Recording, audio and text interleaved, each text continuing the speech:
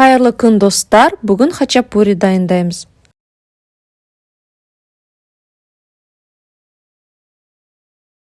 Терең ыдысқа жылы сүт, су, қант, тұз, өсімдік майын қосып араластырып аламыз.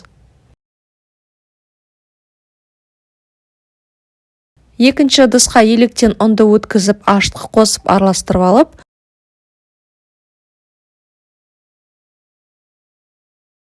сұйықтықты құйып қамыр басамыз. Қамырды жақсылап басып алған дұрыс. Мен 10 минут бойы иледім. Бетін жауып, жылы жерге көтерілгенше қоямыз. Қамыр көтерілгенше начинкасын дайындап аламыз. Начинкасына сулугуни ірімшігін қолдандым. Оны теркадан өткізіп аламыз. 100 мл сүт қосып, жақсылап араластырып аламыз. Сулугуни ірімшігі тұзды болғандықтан начинкасына тұз қоспадым. Дайын қамырды 250 граммнан бөлдім. Бірінші бөлігін қолмен созып, ортасын жұқа етіп жаямыз.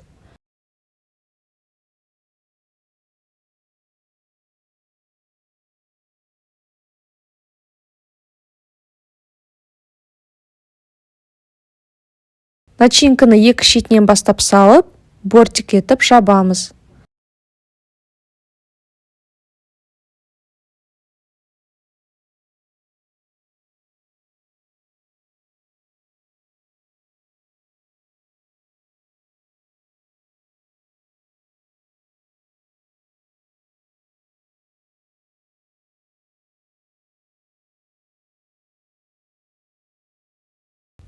Қамырдың шеттерін дұрыстап қысып біріктіреміз, піскен кезде ашылып кетпес үшін.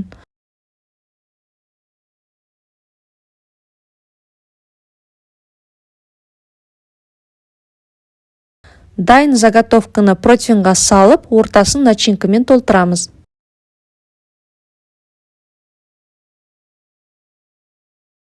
Екі 20 градус қызып тұрған духовкаға 15-20 минутқа беті қызарғанша пісіреміз.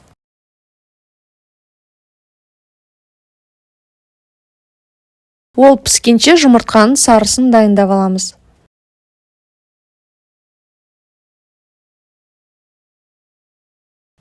Хачапуриді духовкадан алып, ортасын ашып, жұмыртқаның сарысын құйып, қайтадан духовка 1-2 минутқа қоямыз.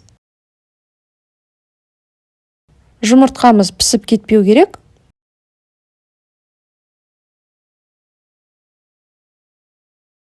Сары маймен жағып, начинкасына қосып жібереміз.